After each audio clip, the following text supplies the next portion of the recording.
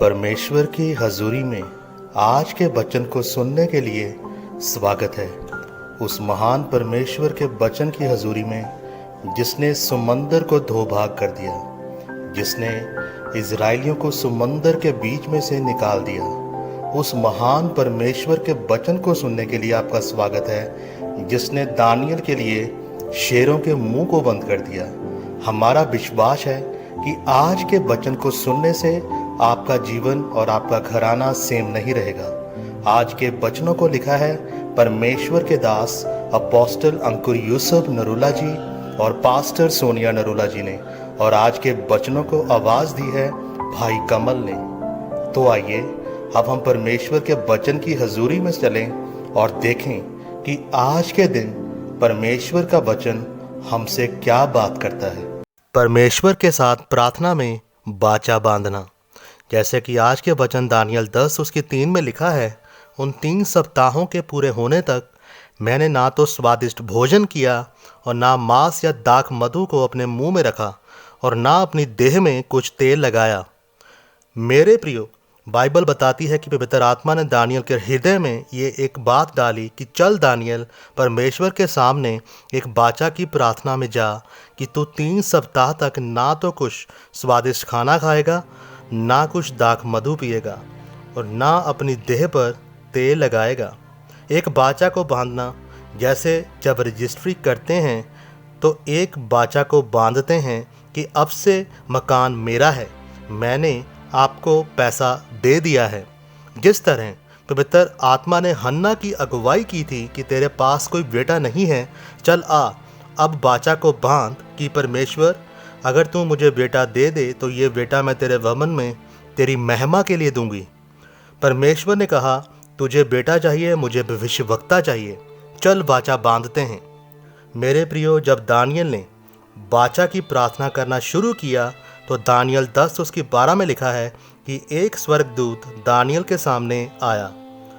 बाचा की प्रार्थना का मतलब परमेश्वर को घूस देना नहीं है कि प्रभु अगर तू मेरा ये काम करेगा तो मैं ये कर दूंगा।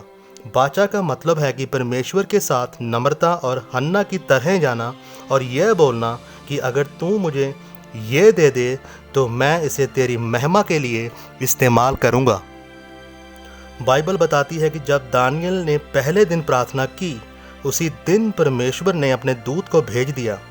दानियल 10 उसकी 12 में लिखा है कि उस दूत ने कहा, हे दानियल मत डर, क्योंकि पहले ही दिन जब तूने परमेश्वर के सामने अपने आप को दीन किया था, उसी दिन तेरी प्रार्थना सुनी गई थी और मैं तेरी प्रार्थना सुनकर आ गया।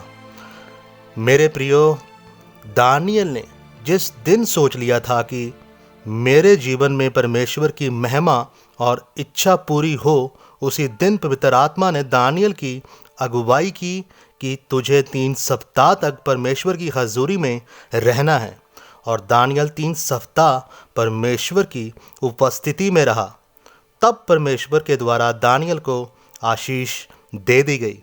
इसी तरह से योना 2 उसकी 2 में भी लिखा है कि योना ने परमेश्वर से बाचा बांधी थी, लेकिन जब उसने बाचा तोड़ी तो वह मछली के पेट में चला गया और 3 रात मछली के पेट में पड़ा रहा।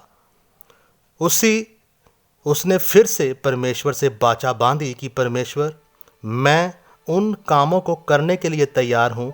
तब परमेश्वर ने उसे मछली के मुंह से छुड़ाया।